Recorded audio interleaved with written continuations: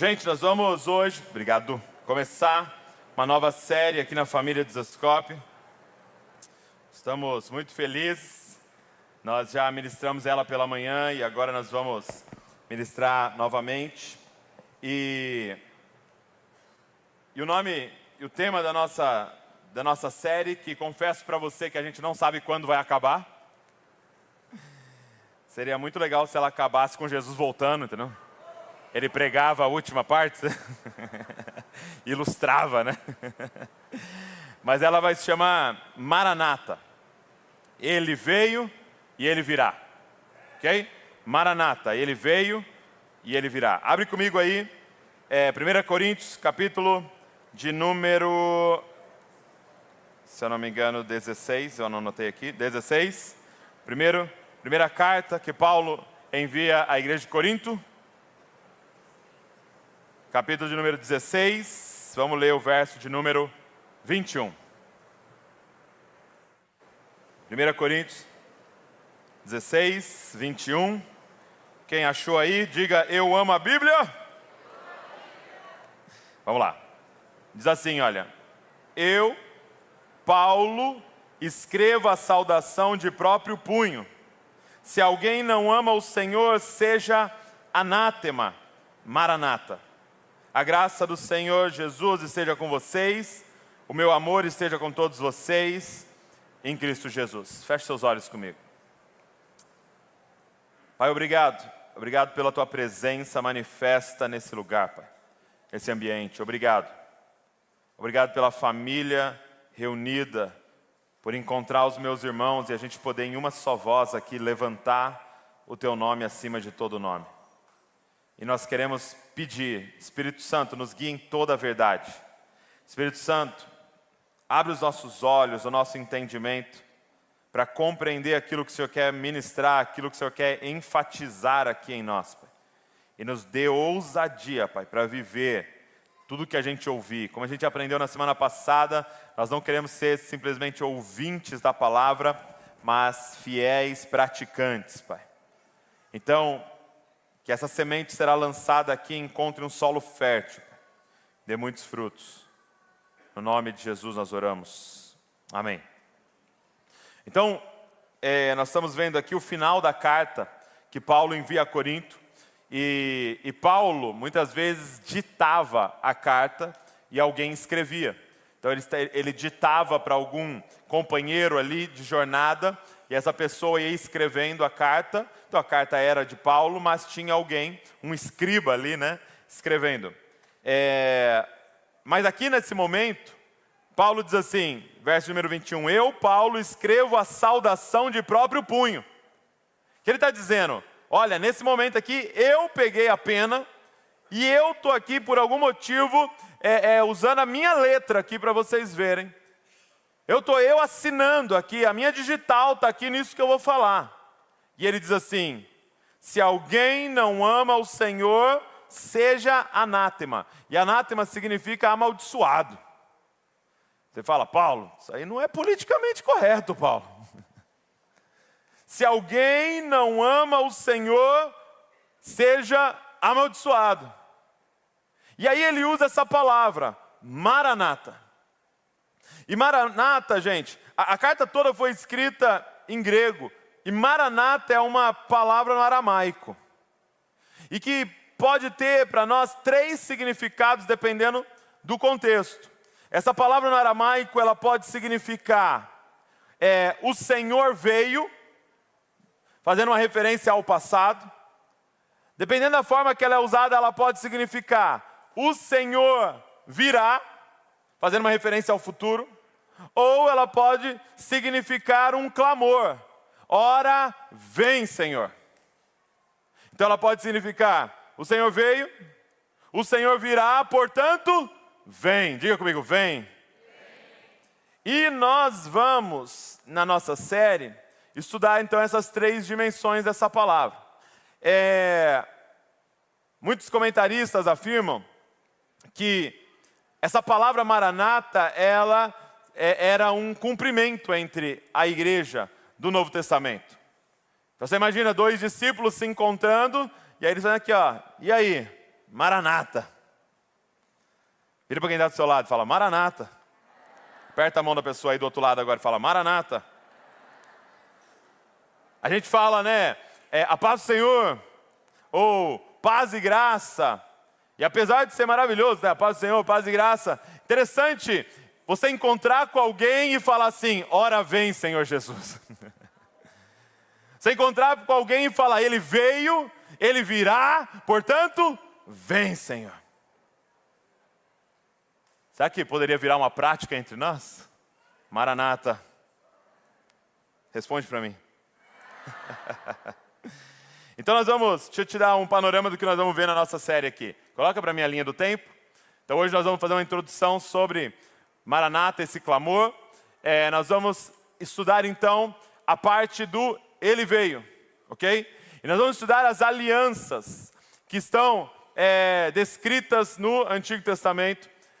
Então nós vamos ver a aliança redentiva, que é a aliança antes da criação, a aliança que a própria Trindade fez em relação a todo o plano de redenção. Depois nós vamos ver a aliança adâmica, ok? A aliança que Deus fez com a humanidade, ali com Adão e Eva. Depois nós vamos ver a aliança com Noé, assim que o Senhor destrói tudo através de um grande dilúvio, e Ele recomeça a partir da família de Noé, Ele faz uma aliança ali com Noé. Depois nós vamos ver a aliança abraâmica, quando Ele chama Abraão, chama a sua família e diz que através da família de Abraão, todas as famílias da terra seriam abençoadas, e Ele faz ali uma aliança. Depois nós vamos ver a aliança mosaica, que Ele faz com a nação de Israel, através de Moisés. Depois a davídica, e aqui está até em duas partes, não sei nem se a gente vai conseguir em duas, porque é muito importante para nós entendermos, compreendermos aqui a aliança davídica. Depois nós vamos falar da aliança do Cristo, da nova aliança. Nós vamos falar da igreja que vive nessa nova aliança. E aí a gente entra nessa segunda parte do Maranata. Ele virá. E aí nós vamos ver então a plenitude dos gentios. Depois nós vamos ver sobre os judeus se convertendo a Jesus como Messias. Nós vamos ver sobre o retorno de Jesus, o casamento e a ceia do Cordeiro. E provavelmente a gente termine lá falando sobre o reino milenar. Por que, gente, que nós decidimos fazer essa série? Por alguns motivos. Primeiro, porque a maioria das pessoas que eu conheço e que já estão assim há bastante tempo dentro da igreja, elas têm em sua mente uma coxa de retalhos. Então, você vem num domingo e eu falo para você sobre Davi. E aí você vem na outra semana e eu falo para você sobre a ressurreição. E aí você vem numa outra semana e a gente fala aqui para você sobre a criação e Adão e Eva. E aí você vem na outra semana e a gente fala para você sobre a volta de Jesus. E aí você tem essa coxa de retalhos. O que a gente quer fazer? Costurar junto com vocês. Para que você possa entender a narrativa bíblica. Deus está operando na história. Deus tem um plano de redenção para toda a história. Então eu quero junto com vocês que a gente possa mergulhar nisso e compreender esse clamor maranata por toda a história de Deus. E que Ele está chamando a gente para fazer parte. Você vai compreender a história de Deus e compreender aonde você está nisso, nessa história. Aonde você, qual é o seu propósito, qual é a sua vocação nessa história. E isso vai ser muito poderoso. Eu queria desafiar você que essas mensagens se tornassem a sua mensagem. Que ela não fosse algo assim, o Douglas falou, lá na igreja falou. Não, que isso se torne a nossa mensagem encarnada. Para isso, não basta você ouvir aqui aos domingos, eu preciso que você mastigue isso daqui. Que você vá mais fundo nisso daqui. Que você ore, Senhor, nos leva mais fundo, Senhor, nós queremos mais, nós queremos compreender mais, abre o nosso entendimento e que isso se torne a sua mensagem. Quando você encontrar com alguém, você comece a compartilhar disso daqui e de algo que flui de dentro de você, sabe? Não é meu pastor falou, é eu estou falando, porque a palavra de Deus diz, sabe? E que a gente possa tomar posse dessa palavra, dessas palavras e isso se tornar carne na nossa vida. E para isso eu queria, de forma muito prática, pedir para que, se você puder, na semana que vem, venha com papel, venha com caneta, ou se você tem facilidade de anotar no seu celular, venha, não confia na sua memória. E não só isso, no meio da palavra, no meio da mensagem, nós vamos estar junto aqui lendo textos, o Senhor vai começar a falar com você de outras coisas, te dar uma direção para você seguir aí, talvez no seu estudo pessoal, e você precisa anotar isso. A gente não pode correr o risco de perder isso porque esqueceu. Esqueci do que Deus falou. Está entendendo? Então deixa eu te falar uma coisa, quando você for para estar diante de Deus, leva um bloquinho. Quando você for para ouvir a palavra de Deus, traz uma caneta. Porque a gente não pode correr o risco de esquecer aquilo que o Senhor está ministrando e falando com a gente, ok? Um dos motivos da gente fazer essa série junto com vocês é porque nós precisamos compreender a narrativa bíblica, a narrativa das Escrituras, o que a Bíblia, o que Deus fala sobre a história, para onde a história está caminhando, o que irá acontecer. É muito importante para que a gente tome posse dessa narrativa, creia nessa história e entenda a nossa parte nessa história. Porque se você não compreender a narrativa bíblica, você vai abraçar, se não já abraçou, uma narrativa secular. Você vai abraçar uma narrativa secular. Hoje é muito comum a gente usar essa palavra, né? A palavra ideologia. As ideologias, os movimentos que a gente tem visto, eles são exatamente como uma religião. As narrativas apresentadas em cada filme, em cada série, em cada livro, nas entrelinhas, há uma narrativa sendo apresentada, há uma religião ali. Por que eu digo isso? Porque toda ideologia tem uma descrição do que é o mal, tem uma descrição do que é salvação e te apresenta um salvador, e toda ideologia tem uma escatologia, o que é um mundo perfeito.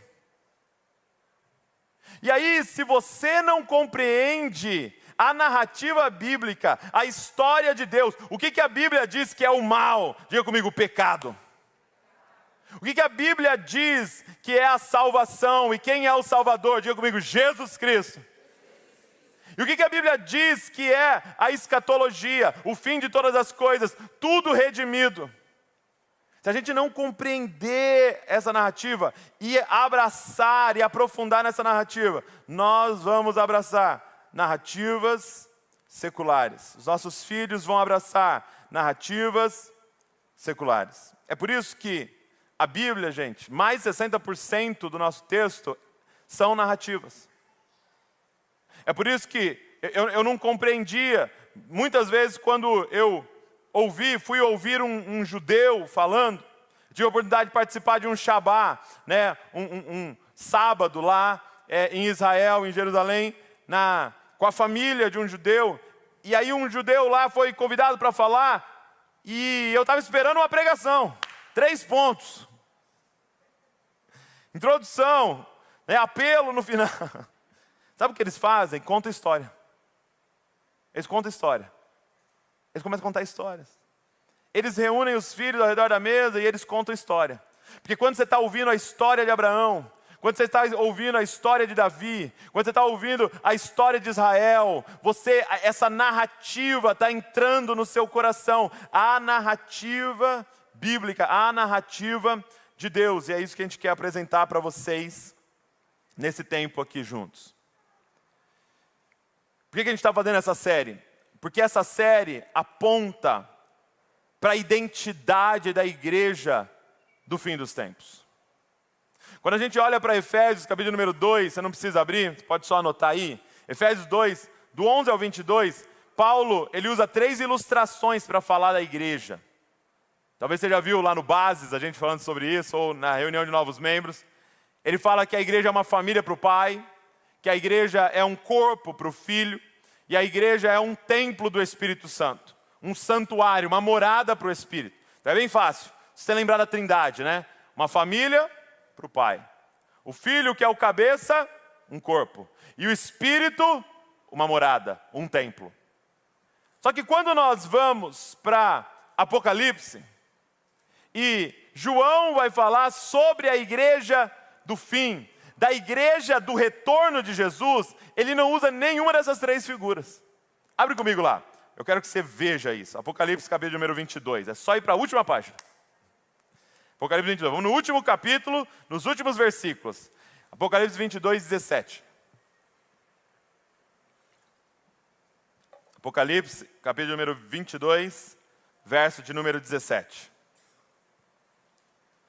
Se queremos fazer essa série e ter esse tempo aqui, para que nós possamos compreender qual é a identidade da igreja dos últimos dias. Qual é a identidade da igreja que irá receber o Messias de volta? Olha o que diz Apocalipse capítulo número 22, verso de número 17. O Espírito e a... não é o Espírito e a família? Apesar de ser muito importante, somos irmãos, irmãs, fala da nossa herança, fala da paternidade de Deus. Não é o Espírito e o corpo? Não, apesar de ser muito importante, fala da nossa missão, de membros, dos nossos dons, das nossas habilidades, da nossa vocação. Não é o Espírito e o templo? Apesar de ser importante, o entendimento de quando estamos juntos, ao manifestar de Deus entre nós. Há perdão de pecados aqui. Não, mas não é nenhuma dessas figuras que ilustra a igreja do fim. Diz assim, e o Espírito e a noiva dizem, vem. O Espírito e a noiva vão estar falando o que nos últimos dias, gente? Fala comigo, Maranata.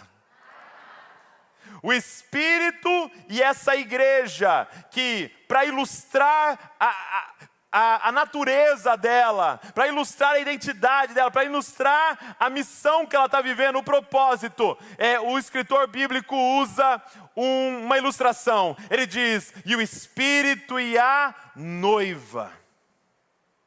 Por quê, gente? Por que a noiva?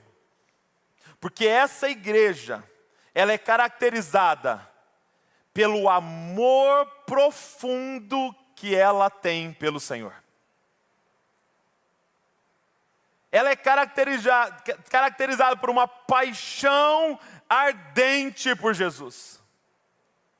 Ela é caracterizada por um conhecimento profundo de quem é o Cristo. Assim como uma esposa conhece o seu esposo. Assim como uma noiva conhece o seu noivo. Assim como uma esposa é apaixonada pelo seu esposo.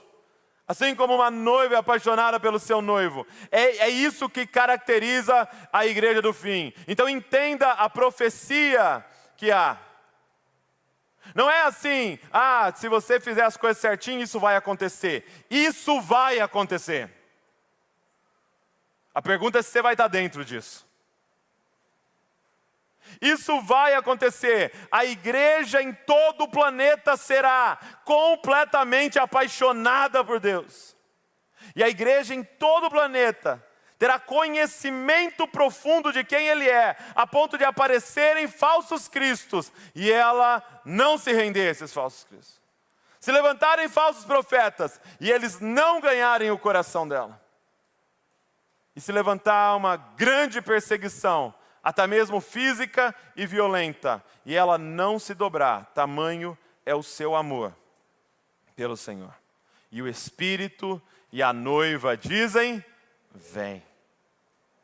Agora, eu queria pensar com vocês, nesses minutos nossos juntos, o que acontece quando uma igreja começa a clamar Maranata? O que acontece se nós aqui, como família de Zascope, levarmos a sério? Se você que está com a gente aí espalhado por todo o Brasil, você que está na Europa, a gente está tendo um DNA na Europa, essa semana começou um DNA na África, tem uma galera no Japão junto com a gente. Então o que acontece quando uma igreja começa a compreender e a clamar Maranata? Maranata. Mas não como uma palavra da moda. Mas não como uma camiseta legal. Mas não como canções exóticas. Mas quando isso de verdade entra no nosso coração e isso começa a ser um clamor de dentro. O que acontece com essa igreja? Primeiro, anota aí se você estiver anotando. A primeira coisa que começa a acontecer é que é trocado nessa igreja o medo pela esperança, quando o assunto é o retorno de Jesus. Quando esse clamor entra no nosso coração, o medo desse assunto, o fim dos tempos, é substituído por uma esperança abençoada.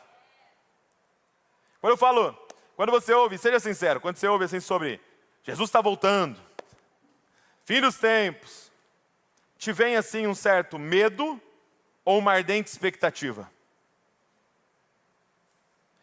Quando você olha para Mateus 24, Jesus, ele tem lá o sermão escatológico, em Mateus 24 e 25, e os discípulos perguntam, quais são os sinais do fim dos tempos e do teu retorno? E ele começa a falar os sinais, ele começa a falar de nação se levantando contra nação, reino contra reino, começa a falar de guerras, rumores de guerras, começa a falar de catástrofes naturais, do engano, dos falsos cristos. Ele começa a falar de tudo isso e ele diz assim, esses sinais são o princípio das dores. O que é isso, o princípio das dores? Jesus está usando uma figura para falar de fim dos tempos, que é de uma mulher grávida.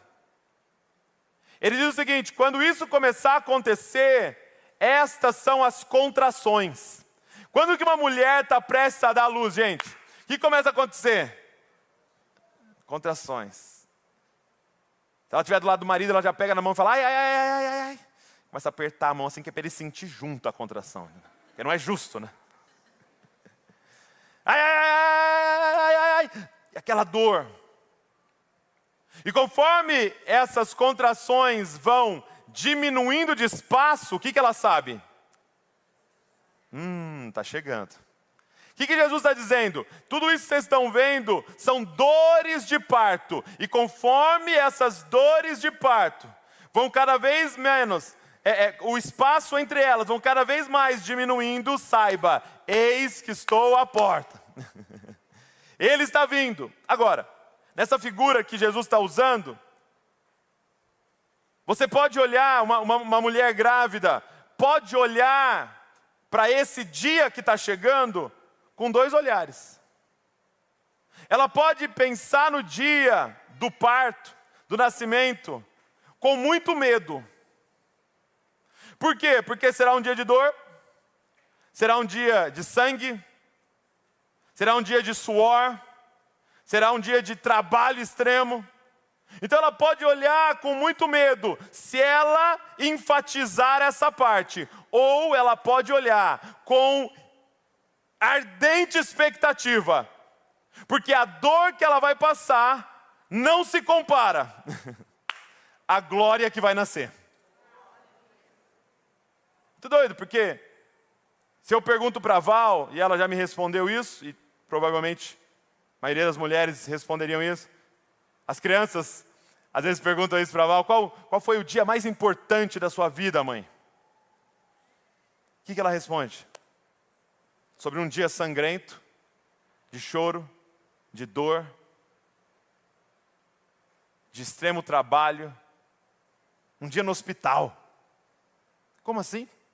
É o dia mais feliz da sua vida? Porque a gente decidiu não focar nessa parte. A gente decidiu focar naquilo que estava nascendo naquele dia. Deixa eu te falar uma coisa. Muitas vezes foi dado ênfase para nós, e eu ouso dizer que até mesmo de forma satânica, foi dado ênfase para a gente naquilo que vai acontecer, e sim, vai ter tribulação, é verdade, está escrito lá sobre a grande tribulação, de uma grande apostasia, está escrito lá sobre o anticristo, sobre marca da besta, sobre martírio, está escrito tudo isso é real, em algum momento nós vamos ver aqui, mas está escrito que ele virá, e todo olho verá, e toda língua vai confessar, todo joelho vai se dobrar, e nós cantamos, ele vai sentar no trono de justiça, e gente, ele vai governar sobre toda a terra. A pergunta é, como é que nós vamos olhar para esse dia? Paulo diz, cara, as dores, as tribulações presentes não podem ser comparadas à glória que vai ser manifestada. Nós queremos nesse tempo aqui agora, fixar os nossos olhos em Jesus. Talvez muitos aqui nunca leram o livro de Apocalipse. E aí você pergunta, por que você nunca leu o livro de Apocalipse? A pessoa responde, eu tenho medo. Tenho medo de ficar lendo o livro de Apocalipse. Ouvi falar que endoida. Tenho medo de falar da besta, de não sei quantas cabeças, e um dragão, uma mulher vestida de vermelho, sentada em cima. Meu Deus, misericórdia ficar lendo isso. Só que quando você olha no primeiro capítulo e o primeiro versículo, sabe o que está escrito? A revelação de Cristo Jesus. É porque ensinaram a gente a focar nessa parte, mas na verdade é um livro para que a gente possa conhecer de forma mais profunda a Cristo. Que a gente possa conhecer de forma mais profunda o nosso noivo. Primeira coisa que acontece com uma igreja em que o clamor Maranata começa a ser gerado em nós, é uma mudança do medo para a esperança abençoada. E por que isso acontece? Por causa da segunda coisa, anota aí. O que acontece quando o clamor Maranata nasce e cresce no nosso coração, é que nós tiramos os nossos olhos do agora e nós fixamos naquilo que é eterno. Porque, cara, vai surgir dentro de nós um clamor dizendo, vem aquilo que é eterno. Ora vem, Senhor Jesus. Seja feita a tua vontade aqui na terra como ela é feita no céu. Ou seja, estamos focados na vontade do céu. Venha o teu reino. Nós queremos o reino dos céus, nós queremos o reino de Deus. E os nossos olhos, então, vão se fixar no autor e consumador da nossa fé. Gente, por que de tanta ansiedade entre nós? Porque os nossos olhos estão fixos aqui. Por que nós estamos morrendo de preocupação com tudo que está acontecendo? Porque os nossos olhos estão fixos aqui. Quando nós fixarmos os olhos daquele que já venceu, não tem noite sem dormir. Não tem desesperança, porque já venceu. Na cruz ele disse, está pago. Agora é só questão de vocês se juntarem a mim, para a gente terminar esse trabalho, de ouvir e reinar sobre todas as coisas, e redimir todas as coisas. O que começa a acontecer é que os nossos olhos começam a fixar naquilo que os nossos olhos deveriam estar fixados. E aí as coisas daqui começam a ter o valor devido. Bateu o carro, ok. Tem que arrumar, vamos ter que dar um jeito, mas já não tem mais. Seu time perdeu de 4-0. Okay. Maranata. Quem está entendendo o que eu estou falando? As coisas começam a entrar no seu lugar. Tem coisas maravilhosas para comer. Glória a Deus. Tem pão e manteiga para comer. Glória a Deus. Maranata.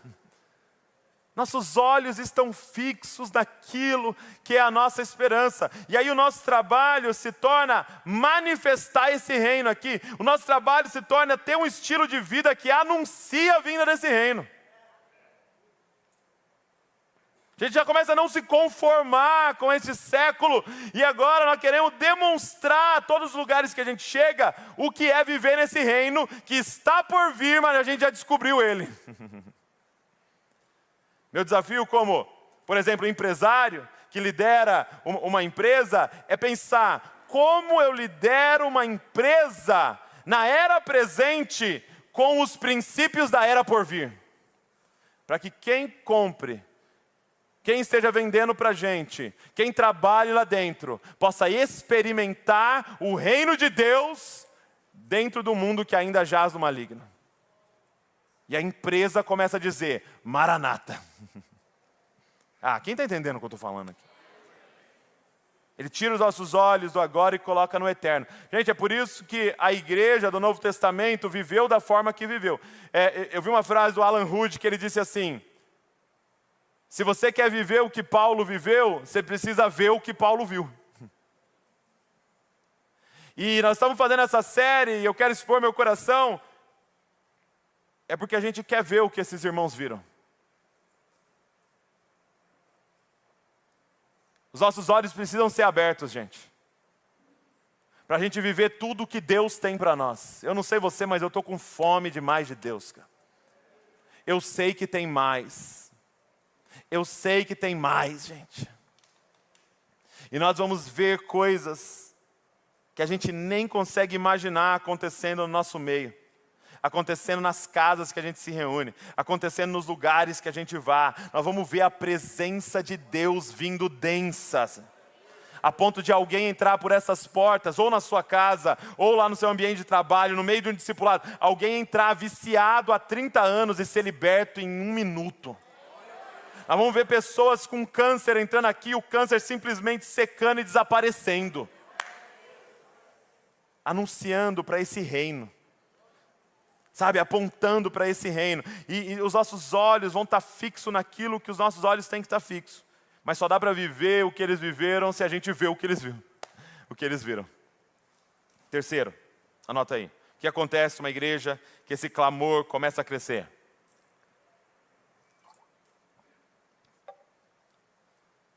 O texto diz assim, verso de número 17, Apocalipse 22. E o Espírito e a noiva dizem, vem. Sabe o que começa a acontecer? O desejo dessa igreja começa a se alinhar com o desejo de Deus. Olha que lindo. O Espírito e a igreja viram um só coral.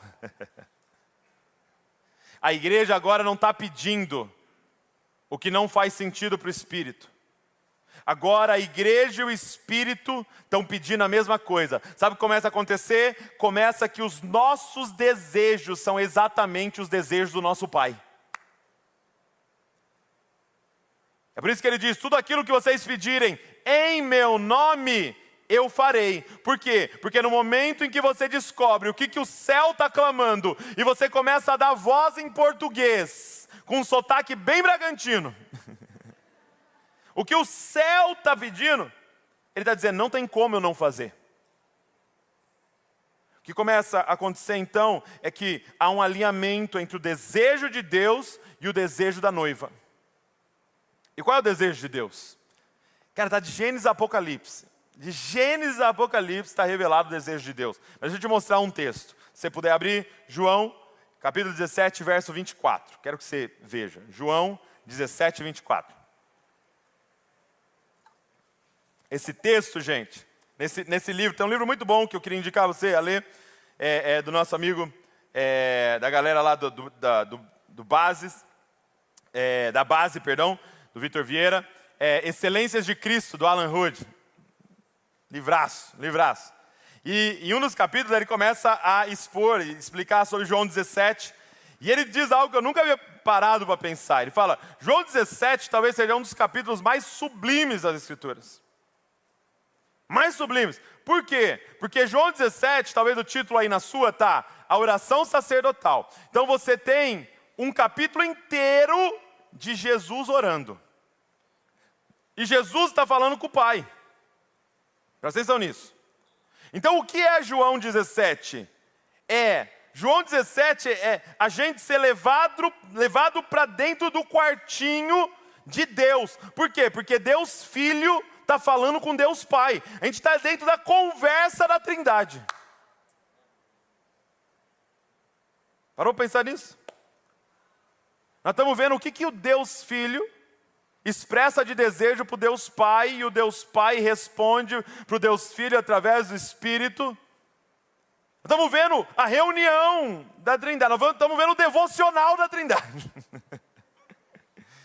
João deve ter se escondido atrás da moita ali e ficou assim, vou ver o que esse cara ora, não é possível. Ele começa a falar com o pai dele. E João 17, verso 24, está escrito assim, Pai.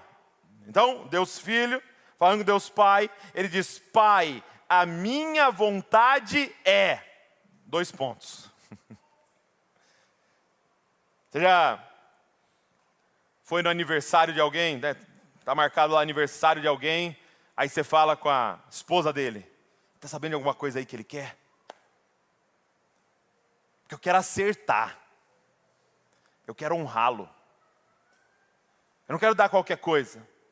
Imagina a gente gastar a nossa vida inteira construindo algo que Deus não quer. Achando que era o que Ele queria. Pai, a minha vontade é... E está escrito assim, que onde eu estou, também estejam comigo os que me deste, para que vejam a minha glória que me conferiste, porque me amaste antes da fundação do mundo. O que ele está dizendo aqui? Deixa eu traduzir isso aqui para você numa figura. Ele está dizendo assim, Pai, a minha vontade é que onde eu estou, também eles estejam comigo. Sabe o que Jesus está fazendo aqui? Ele está pedindo a gente em casamento para o nosso Pai. Ele está dizendo, Pai, deixa eu morar com eles. Ou talvez melhor, deixa eles morarem comigo. Pai, eu não quero mais me separar deles. Aonde eu estiver, eu quero que eles estejam. Que nós nos tornemos um. Gente, esse é o desejo eterno de Deus. De Gênesis a Apocalipse, Ele quer a mesma coisa. Deus quer habitar entre nós. Gênesis começa com um jardim e Emanuel, Deus conosco, habitando entre nós. E Apocalipse termina com uma cidade, a Nova Jerusalém, e Deus habitando entre nós. Ele quer morar com a gente. O que começa a acontecer? Começa a acontecer que o nosso clamor começa a se alinhar com o clamor de Deus. E a gente descobre qual é o clamor do Espírito. E o Espírito está dizendo, Maranata. E o Espírito e a noiva dizem, vem. E a gente começa a querer o que Ele quer. A gente começa a desejar o que Ele deseja. Gente, o ápice de Israel, descrito nas Escrituras, foi a época de Davi. Vamos estudar aqui, Davi. Por quê? Porque simplesmente o cara descobriu o que Deus queria.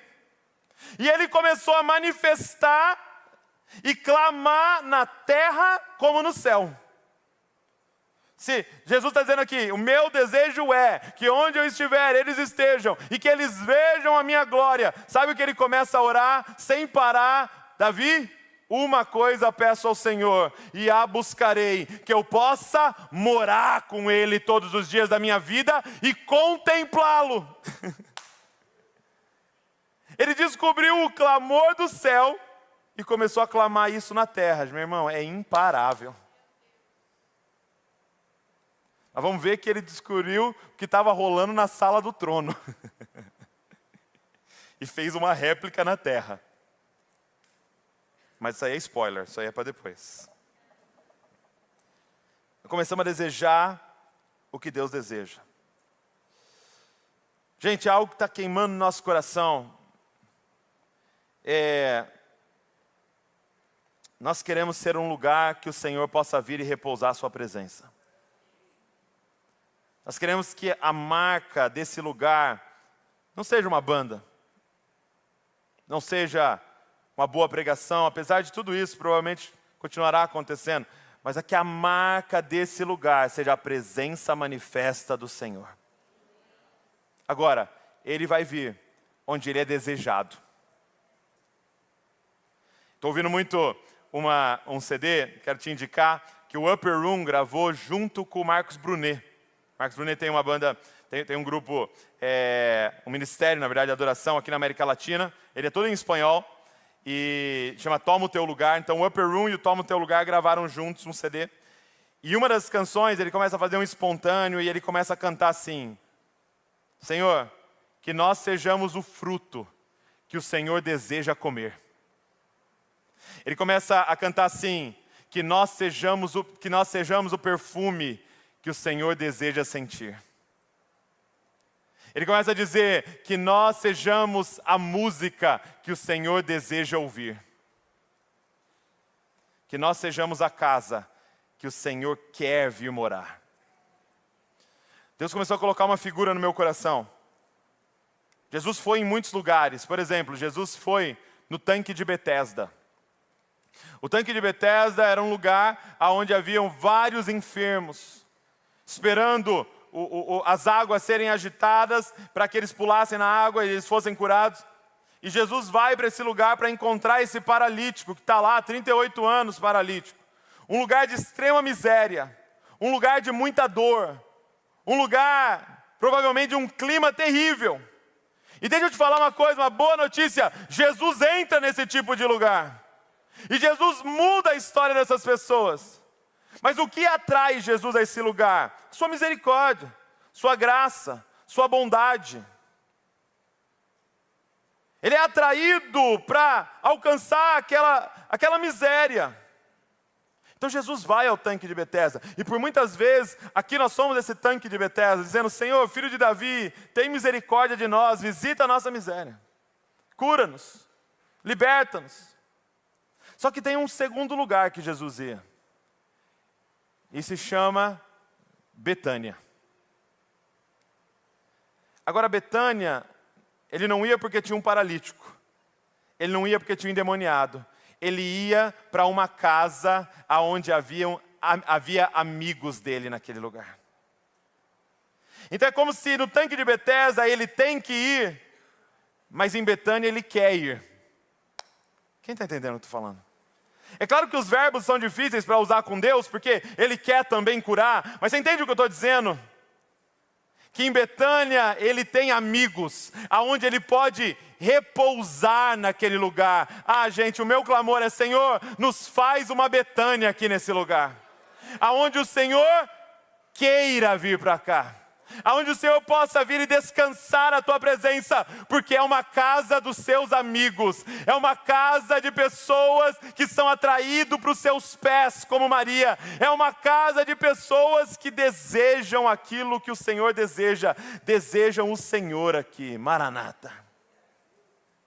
Nós queremos a presença, gente. O que começa a acontecer quando um clamor vai sendo gerado numa igreja, é que nós vamos desejar o que Ele deseja, o Espírito e a noiva dizem: vem. E consequência disso, número 4, nós nos tornaremos uma igreja que ora. O que a noiva está fazendo aqui? Essa oração de uma palavra. Ela está orando, ela está clamando. Gente, quando a gente fala assim: vamos vir aqui às 6 da manhã até às 8, nós vamos ficar aqui clamando e orando. Por quê, gente? Porque nós desejamos Ele. Porque nós sabemos que Ele está buscando pessoas que vão declarar na terra aquilo que Ele está declarando no céu. E nós vamos levantar uma adoração e intercessão aqui nesse lugar. Por quê? Porque esse clamor dentro de nós, a noiva, ela é atraída para esse lugar de relacionamento com Deus. É uma casa de oração. É por isso que Jesus fala e diz: a minha casa será chamada casa de oração. Não é um covil de salteadores. E sabe como covil de salteadores, a gente sempre pensa: está vendendo coisa na igreja, está vendendo não sei o que na igreja, e não sei o que, mas é muito mais do que isso. Covil de salteadores é um lugar que virou um ambiente transacional, que virou um ambiente de barganha, que virou um ambiente de troca, onde você vem aqui para oferecer algo para Deus, para ganhar algo em troca. Ele está dizendo: não, minha casa é um lugar de relacionamento com o Pai. Minha casa é um lugar de vir amá-lo e ser amado por Ele. Quando nós estávamos lá viajando, encontramos com uma mulher de Deus lá, e seu marido é a Tamires, o Daniel, e a Tamires disse assim no momento, ela falou assim: Jesus nunca fica passivo diante de uma mesa. Todas as vezes que alguém prepara uma mesa, ou ele senta, ou ele vira. Quando é a mesa dos amigos, ele senta e ceia. Mas quando é a mesa dos interesseiros, ele vira. Ah, meu irmão, que ele venha sentar e cear com a gente. Que ele não venha virar o que está acontecendo aqui nessa igreja, porque aqui há um povo que o deseja. A gente passa a ser uma igreja que ora e que tem prazer nesse lugar. Que tem prazer nesse lugar. Que já não, a frase tem que orar já não encaixa mais, sabe? É eu desejo orar, porque é o momento em que eu me conecto com aquele que eu amo acima de todas as coisas. Aquele que me amou primeiro, aquele que tem à sua destra delícias perpétuas. É quando esse clamor vai sendo gerado dentro de nós. E a gente aprende que aquilo que a gente pede, a gente recebe. Aquilo que a gente busca, a gente acha. E as portas que a gente bate dele, ele abre. E nós nos tornamos essa igreja de uma coisa só, desejando o Senhor. Em quinto lugar, o que acontece quando esse clamor vai sendo gerado em nós? Nós vamos começar a nos preparar para Ele responder a esse nosso clamor. Entenda uma coisa, em Mateus capítulo número 9, alguns fariseus chegam para Jesus e falam assim: Jesus, seus discípulos não jejuam não? Que a gente está jejuando, seus discípulos não jejuam? Então se você está questionando o jejum dos outros aí, isso é coisa de fariseu, viu? Fulano não está jejuando, eu estou jejuando. E aí Jesus usa a figura que nós estamos usando. Ele diz assim: pode os convidados do noivo jejuar enquanto o noivo está com eles? Não, agora é momento de celebrar. Agora é momento de êxtase. Agora é momento de usufruir desse tempo, de muita mesa, muito pão, muito vinho. Mas ele diz: porém, vai chegar o tempo em que o noivo será tirado. Então jejuarão. E ele está dizendo sobre essa nova perspectiva do jejum. É um jejum por saudade do noivo.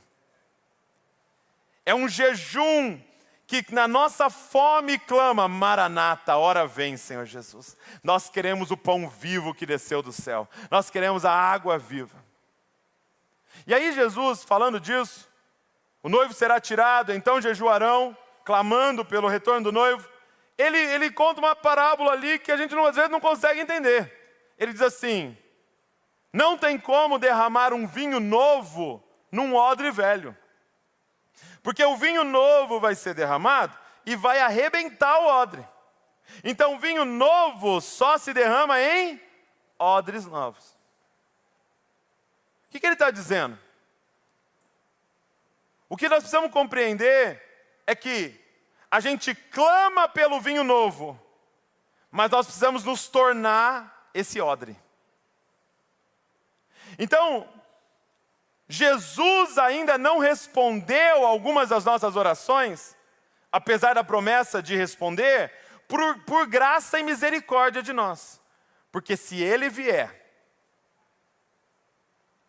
e nós, como casa, não estivermos preparados, arrebenta com a gente. Às vezes a gente fica assim: avivamento, manda avivamento. E Deus está lá do céu falando: sabe de nada, inocente. Se esse vinho descer, vai arrebentar com tudo. Porque você cantou: Ele ama a justiça e odeia a iniquidade. A figura que me veio é mais ou menos assim: imagina um traficante. Traficante tem drogas na casa dele. E de repente um dia entra um ladrão na casa dele e rouba as coisas dele. Vou fazer uma pergunta: ele chama a polícia? Oi, Maranata, vem aqui na minha casa. E a polícia está dizendo: eu posso ir aí e vou pegar o ladrão. Mas pode ser que eu pegue você também nesse caminho. Quando esse clamor vai sendo gerado dentro de nós precisamos começar a compreender que nós precisamos nos tornar essa casa para Ele poder vir. Nós precisamos nos tornar. E aqui, gente, dessa vinda dele, dessa manifestação, eu não estou falando de salvação, porque está muito claro, a salvação é pela graça, mediante a fé, é dom de Deus, mas eu estou falando sobre esse odre que recebe um vinho novo do Senhor. Eu estou falando de uma manifestação sobrenatural. Eu estou falando com aqueles que são mais ambiciosos, que querem mais, que descobriram que salvação é nascer de novo, e entenderam, não, as coisas não param quando eu nasci. Quando eu nasci só começou. Eu quero mais. E aqui a gente começa a falar de santificação. Porque se ele vier e a imoralidade sexual que está acontecendo continuar rolando, meu irmão. Se João, o discípulo mais próximo de Jesus, quando ele veio, caiu igual morto no chão, que Isaías, que o profeta messiânico mais sinistro do Antigo Testamento, quando ele apareceu, caiu no chão, que dirá de nós? Então, tem que ter esse clamor, Maranata, hora vem, Senhor Jesus, mas tem que ter a noiva preparando o vestido, se adornando, de forma muito prática. Procura alguém e confessa esse pecado, vamos pôr a mão nessa sujeira junto. Porque nós queremos ser uma casa que vai experimentar a manifestação da presença de Deus. Talvez a oração mais perigosa é essa: Maranata, vem, vem, Senhor, vem. De forma muito prática, procura o seu líder de DNA, cara. Procura a sua líder de DNA, procura um grupo de discipulado, procura alguém daqui da liderança, abre o coração, vomita, coloca para fora. Ei, você está enganando a gente, e nós, ó, tudo pecador aqui, tudo dependendo da graça de Deus. Agora você não está enganando aquele que tudo está vendo, que vê os seus pensamentos, cara, que vê a intenção do seu coração. Você não está enganando. Só que nós estamos aqui, Maranata, vem. Você precisa pôr a mão nisso. Você precisa resolver isso. O Senhor vai te dar graça, cara. O que você precisa é ser movido de arrependimento e entrar nesse caminho de santidade. Porque Ele disse: aqueles que me amam obedecem aos meus mandamentos. Santidade é essa linguagem de amor do Pai. É você dizer para Ele: eu te amo, Maranata, vem, Senhor Jesus.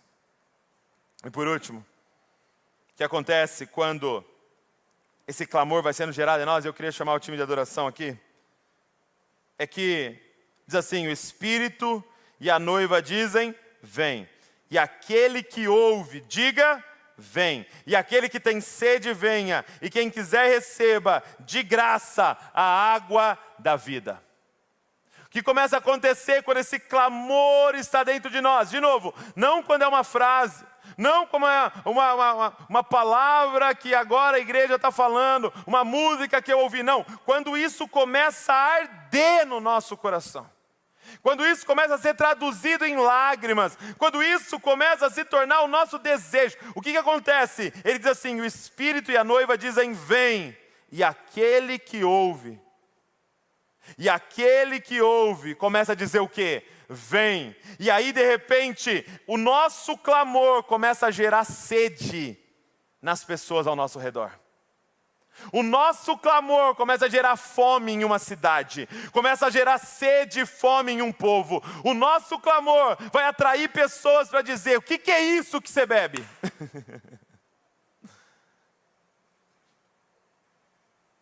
Onde é a fonte da sua alegria?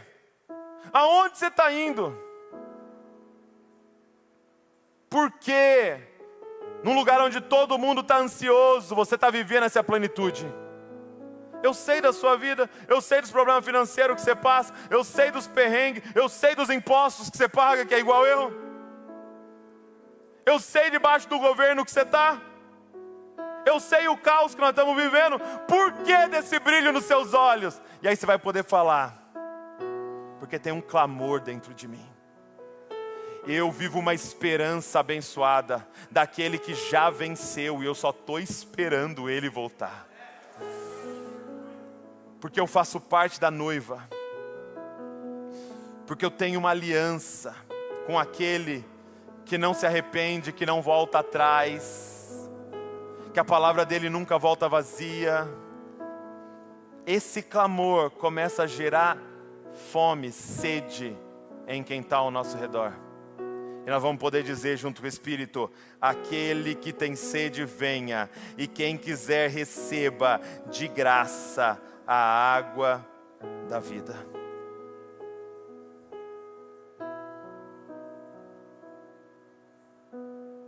O verso de número 20 diz assim: e aquele que dá testemunho dessas coisas diz: certamente venho sem demora. Amém. Vem, Senhor Jesus. Fica de pé no seu lugar.